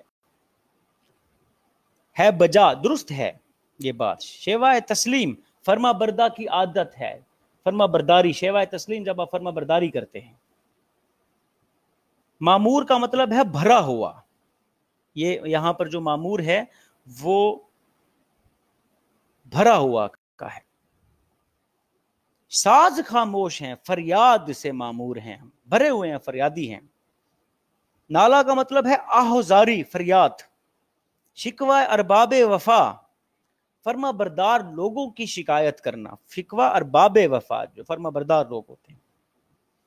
خوگر حمد، اللہ کی حمد کرنے والا، اللہ کی تعریف کرنے والا شخص. کہہ رہے ہیں، ایکسیپٹ کر رہے ہیں، سب سے پہلی بات اپنی تسلیم کر رہے ہیں، سرخم کر رہے ہیں. پہلے کہہ رہے ہیں کہ جی ہم، یہ بات درست ہے، یہ بات بجا ہے، ہم اپنا سر جو ہے خم کیے ہیں، مجبور ہیں. فرما برداری کی عادت ہے، لیکن اب مجبور ہو کے اپنا قصہ سنا رہے ہیں جس میں درد ہے. کیوں؟ کیونکہ اب ہمارے لبوں پہ جو ہے وہ گریہ وزاری ہے، ہم آہ میں مجبور بھرے ہوئے ہیں، درد سے بھرے ہوئے ہیں، ہم اسے نہیں روک سکتے. اللہ کو کہتے ہیں، اللہ ہم تیری تو حمد و ثنا کے عادی ہیں. اب اپنے حمد و ثنا کے ہم عادی ہیں، لیکن اپنے وفادار بندوں سے کچھ شکوہ سن لے. تو انسان شکوہ کس سے کرتا ہے؟ جس کو اپنا مانتا ہے، جس کے وہ قریب ہوتا ہے. اقبال شکوہ لکھتے ہیں تو اپنی ملت کا درد، اپنی قوم کا درد خود بیان کرتے ہیں اور کہتے ہیں کہ ہم تو تیرے ماننے والے ہیں، تیری حمد میں مصروف رہتے ہیں. تو وفادار ہوئے نا، تو اپنے وفاداروں سے شکوہ سن لے. کیوں کہہ رہے ہیں؟ کیونکہ ضبط کا ایک پہلو ہوتا ہے، ضبط کی ایک پیڑھی پہ ہم آ گئے ہیں. اب نہیں ہو سکتا. درد ایسا ہے، ایسا درد اٹھ رہا ہے کہ ہم اب صبر نہیں کر سکتے. تجھے دکھ بھری داستان سناتے. اب ہماری حالت بتا رہے ہیں، ہماری حالت ایسی ہے، ساز خاموش ہیں، فریاد سے معمور ہیں ہم. خاموش ساز کی طرح ہیں، لیکن فریاد سے بھرا ہے. اس کو کسی بھی ساز کو آپ اس کا جو ہے یوز کرو تو دیکھو کہ کتنا اس میں درد ہے، کتنا فریاد سے بھرا ہے. اس کے ایک انگ میں، اس کی ایک تار میں فریاد نظر آتی ہے.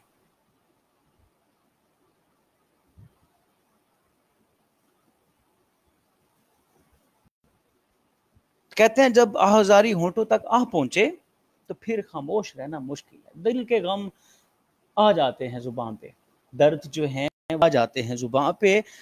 تو پھر اللہ کو کہہ رہے ہیں کہ اللہ ہم تیری اطاعت کرنے والے ہیں، تیری تعریف کرتے ہیں، حمد و ثنا میں مصروف رہتے ہیں، لیکن آج ہمارے سے شکایت سن لے، کیونکہ ہمارا گلہ بھی تجھی سے ہے اور جواب بھی تجھی سے چاہیے.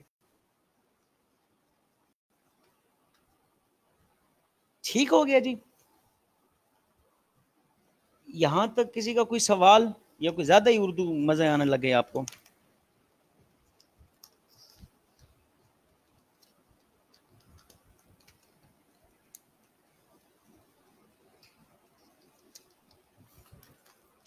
کسی کا کوئی سوال ہو جی؟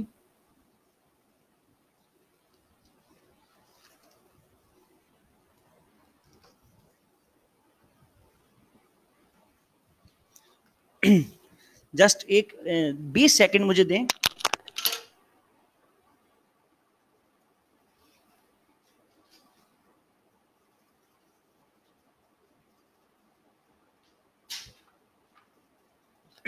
یہاں تک آپ لوگوں کا کوئی سوال ہے تو آپ کر سکتے ہیں جی.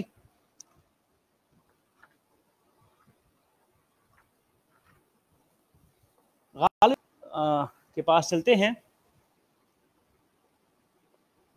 آگرہ میں پیدا ہوئے، چھوٹے تھے تو والد صاحب 5-4 برس کے تھے جب والد صاحب فوت ہو گئے. چچا نے پرورش کی، وہ بھی 7-8 سال کے یا 9 سال کے تھے جب چچا چھوڑ گئے. پھر نانا نے پرورش کی. 13 سال کی عمر میں شادی ہوئی تھی. امراؤ بیگم آگرہ آ کے آگتے تھے، اس کو چھوڑا اور دہلی آ گئے. تو پہلا زندگی کا حالات و واقعات نظر آتے ہیں کہ صاحب بچپن میں چھوڑ گئے. پھر جو شفیق چچا تھے وہ بھی چھوڑ گئے. پھر نانا نے پرورش کی. پھر ہجرت بھی کی، آگرہ چھوڑ دیا، دہلی آ گئے. ایک نواب کی طرف سے پینشن ملا کرتی تھی جو کم ہو گئی تھی، گزر بزر جو ہے مشکل سے ہوتی تھی. مقدمہ بھی کیا بحالی کرنے کے لیے پینشن کی. بہادر شاہ ظفر کے استاد بھی تھے. آخری ایام دہلی میں گزارے. جب میں آخری ایام کی بات کرتا ہوں تو مجھے ایف ایس سی میں میرے ایک استاد تھے شاہدہ حسین صاحب. اردو سکھایا کرتے تھے ہمیں تو ایف ایس سی میں کبھی انہوں نے زندگی میں اردو میں پاس نہیں کیا، لیکن eventually score F S C کے پیپر میں جو فائنل امتحان ہوتے ہیں اس میں اچھا آ گیا.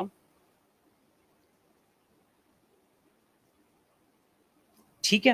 تو ایک غالب کا شعر سنایا کرتے تھے، کہتے تھے غالب کی زندگی کا احاطہ کرتا ہے وہ شعر. تو میں بھی آپ لوگوں کے ساتھ جو ہے شیئر کر لیتا ہوں. ہمیں استاد صاحب کہتے تھے کہ یہ شعر جو ہے وہ غالب کی پوری زندگی کا احاطہ کیے ہوئے ہیں. بیمار تھے، آخری ایام تھے، تو دوستوں کی محفل میں نظر آنا ختم ہو گیا، نہیں نظر آتے تھے. دوستوں نے سوچا کہ جو ہے ان کی خیریت و عافیت جو ہے دریافت کی، تو غالب کے گھر تک جا پہنچے. تو ان کے دلوں میں تھا کہ غالب کو چونکہ پینشن بھی ملا کرتی تھی، اور پھر جو ہے تراش و خراش ایسی تھی، اور پھر بادشاہوں کے استاد بھی تھے، تو شاید ممتا بہت ہوگا. لیکن جب جاتے ہیں تو غالب قسم پرسی کی حالت میں برآمدے میں لیٹے ہوئے، اور وہاں پر ایک شعر جب ان سے دریافت کیا جاتا ہے تو ایک شعر سناتے ہیں. جو ایک ٹرنک تھا اس کو شاید منگایا تھا، اس میں دیکھا تھا. جب ان سے دریافت کیا گیا کہ آپ کو تو ہم یوں محسوس کرتے تھے، تو غالب نے ایک شعر سنایا جو ان کی زندگی کا احاطہ ہے. چند تصویریں بتاں انسانوں کی، چند تصویریں بتاں، چند خطوط حسینوں کے، بعد مرنے گھر سے یہ سامان نکلا. میری جو کل جائیداد ہے، کل مال و متاع ہے، کل حیات ہے، وہ چند تصویریں بتاں ہیں اور چند خطوط ہیں حسینوں کے، اور اگر جب میں مر جاؤں گا بعد مرنے کے میرے گھر سے یہ سامان نکلا. ٹھیک ہو گیا. تو کچھ اس طرح ان کی زندگی کا احاطہ ہے. دیوان غالب ہے، مکاتب غالب لکھا ہے، فارسی میں بھی جو ہے قاطع برہان لکھا، سبت سین لکھا. آخری ایام دہلی میں گزارے تو 1857 کی جنگ آزادی نے جو ان کی صدمات تھے ان کی رہی کسائی کس نکال دی. 1869 میں وفات پاتے ہیں. بڑی ان کی جو شاعری ہے اب یہاں پر علم و بیان مکمل نظر آتا ہے. تاریخی واقعات کا ذکر اپنی شاعری میں کرتے ہوئے نظر آتے ہیں. ان کا قد جو ہے وہ بہت اونچا ہے. ابھی میں ایک شعر پڑھتا ہوں، آپ کو بتاتا ہوں کہ کیسے میں یہ بات کر رہا ہوں. شعر ہے: نقش فریادی ہے کس کی شوخی تحریر کا، نقش فریادی ہے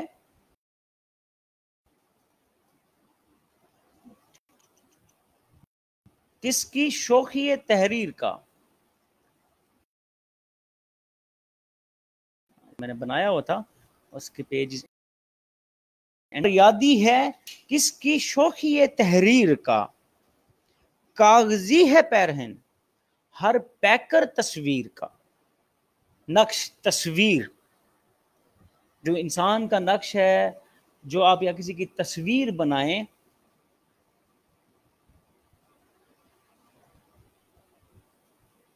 وہ اس کی تحریر میں فریاد ضرور نظر آتی ہے.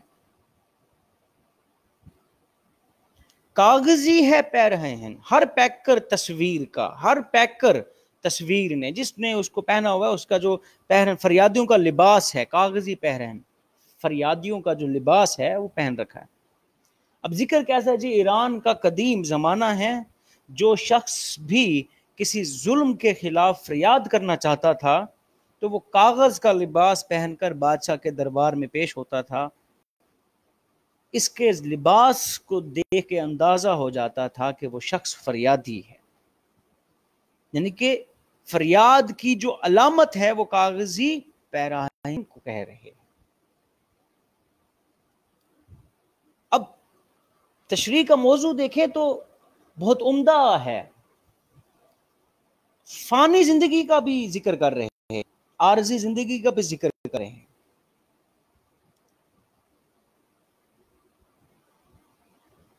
کہ اس دنیا کی جو زندگی ہے وہ ذات حقیقی سے علیحدگی کا باعث ہوتا ہے. ہر ذی روح جو، ہر تصویر جو ہے اپنے ہونے پر سراپا احتجاج ہے. حالات ایسے ہیں، 1857 دیکھیں، اس سے پہلے زندگی ایسے گزری ہے تو ہونے پہ احتجاج کر رہے ہیں. وہ کہتے ہیں کہ ہر جو انسان ہے اپنے ہونے پہ ہی احتجاج کرتا ہے. اور ہستی کی تصویر کو یعنی کہ نقش کہا گیا ہے، بتاتے ہیں کہ عارضی وجود ہے، غیر حقیقی ہے.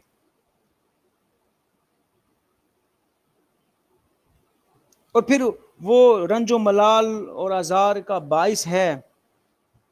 ہر ہستی جو ہے وہ ایسی ہی ہے. حمدیہ شعر نظر آتا ہے، اگر آپ اس کی تشریح کریں تو دیکھیں تاریخی واقعے کا ذکر اتنی خوبصورتی سے کیا ہے اور زندگی کی حقیقت کو کاغذ کے مانند ٹھہرایا ہے، اور پھر خوبصورتی بیان بھی کی ہے کہ ہر نقش تحریر ہے کسی کی شوخی تحریر، نقش فریاد ہے کس کی شوخی تحریر کا. نقش جو ہے وہ تصویر جو ہے وہ فریاد کرتی ہوئی نظر آتی ہے بنانے والے کی. انسان کو بنایا جس نے، ایک تو انسان اس میں فریاد نظر آتی ہے. آپ کسی کی نقش بنائیں کسی تو وہ بھی کسی کی تحریر نظر آئے گی، اور وہ کہتے ہیں یہ نقش جو ہے وہ کاغذی ہے، عارضی ہے. تو غالب نے اس طریقے سے جو ہے وہ شاعری کی ہے. اگلا ان کا ایک شعر پڑھتے ہیں.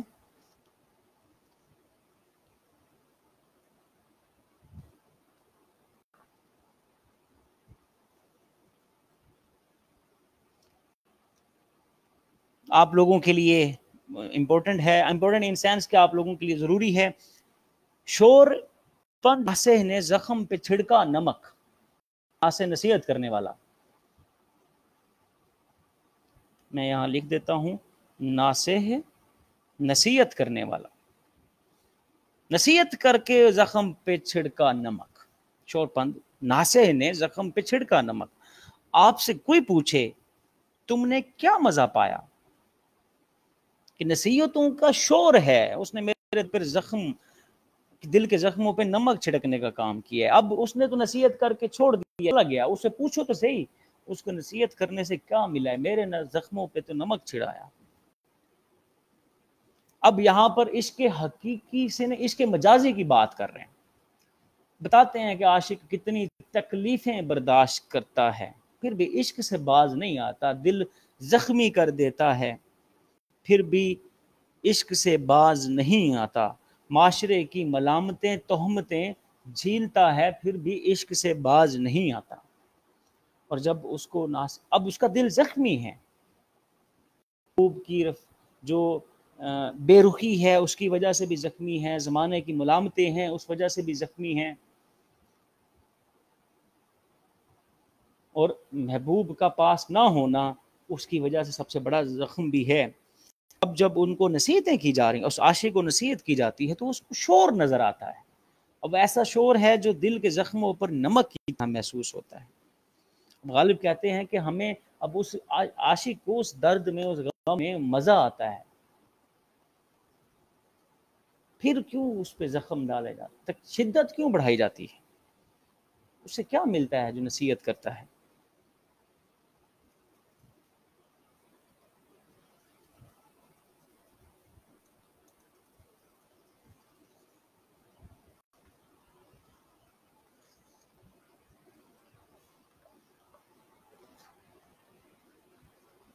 یہ نہ تھی ہماری قسمت کے وصال یار ہوتا، اگر اور جیتے رہتے یہی انتظار ہوتا۔ اپنی قسمت کے بارے میں بتا رہے ہیں، قسمت تو بری ہے نا، شروع میں والد کا انتقال ہو گیا، پھر چچا کا انتقال ہو گیا، پھر پینشن جو ہے وہ بھی بند ہو گئی، پھر جو ہے مسلمانوں کا زوال بھی دیکھتے ہیں، پھر کہتے ہیں کہ اب عشق کے بارے میں بات کریں، ہماری کہاں قسمت کے وصال یار ہوتا، محبوب کا وصال ہوتا۔ اگر اور جی بھی لیتے، محبوب کا انتظار تو عاشق نے ہمیشہ کیا ہے، اور محبوب کے انتظار کا جو مضمون ہے ہر عاشق کے، ہر شاعر کے جو مضمون میں نظر آتا ہے، بڑا خوبصورتی سے بیان کرتے ہیں۔ عموماً جو عام طور پہ محبوب نے ملنے کا جو وعدہ تو کر لیا، آج کل تو کورونا ہے لیکن ویسے تو وعدہ کر لیا ہے، لیکن وہ محبوب کا وعدہ بھی وفا نہیں ہوتا۔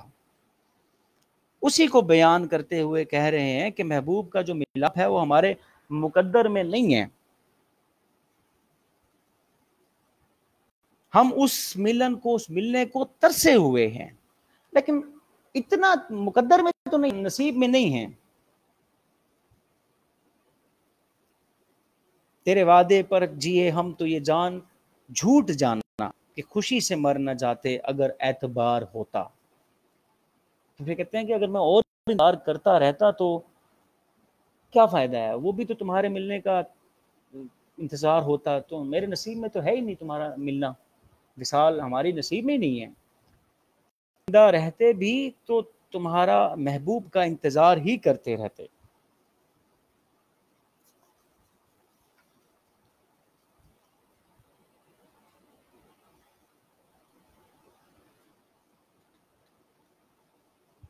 ایک آخری شعر دیکھتے ہیں جی غالب کا۔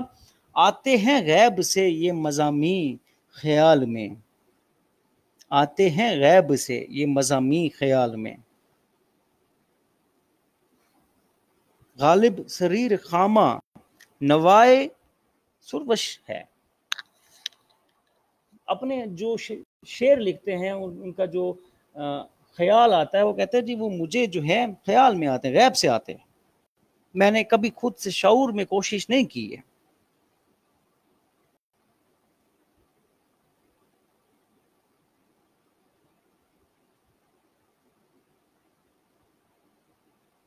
ایسے ہی جب اپنے قلم کے بارے میں لکھتے ہیں تو کہتے ہیں کہ میرے قلم کے چلنے سے جو آواز پیدا ہوتی ہے وہ محض میرے قلم کے چلنے کی آواز نہیں ہے، جبکہ وہ میرے خدا کے بھیجے ہوئے فرشتوں کی پھڑپڑاہٹ ہے، اور وہ میرے لیے نئے نئے مضمون لے کے آتے ہیں، میں نے شعوری میں کبھی نہیں لکھا۔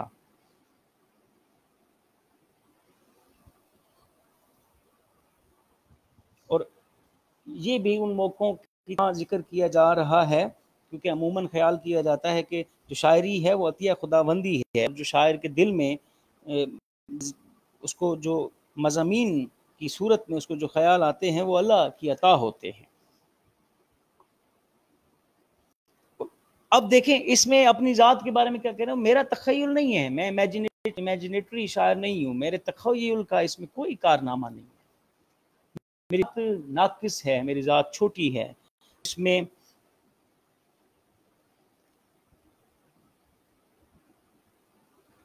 میں میرے تخیل کا کوئی کارنامہ نہیں ہے، یہ خدائی مضمون ہے۔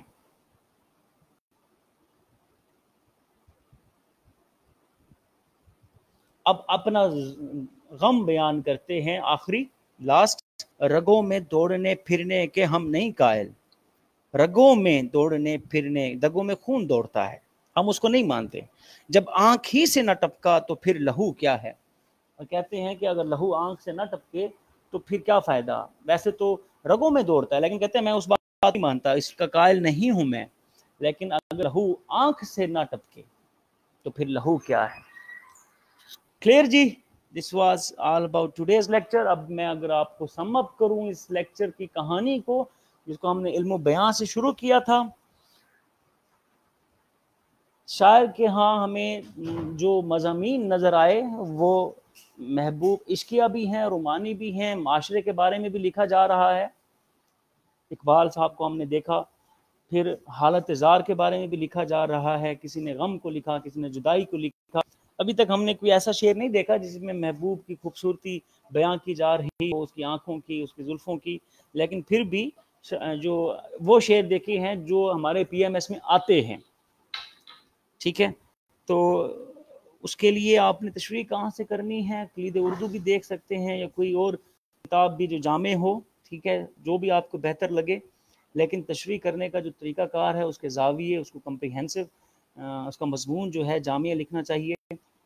طریقہ کار یہ ہے کہ شاعر کا نام، مفہوم، پھر تشریح کرتے ہیں، اور جب اس کی تشریح کرتے ہیں تو آپ نے جو ہے اس کا حقیقی معنی، اس کا مجازی معنی دیکھنا ہے. استعارہ کہاں استعمال ہوا ہے، تشبیہ کہاں استعمال ہوئی ہے، حسن تعلیل کیسے بیان کی گئی ہے، اور کیسے جو ہے وہ کہیں ہوپ جنریٹ کی جا رہی ہے، کہیں پریشانیوں، دکھوں کا ذکر کیا جا رہا ہے. یہ اس طریقے سے آپ نے لکھنا ہے.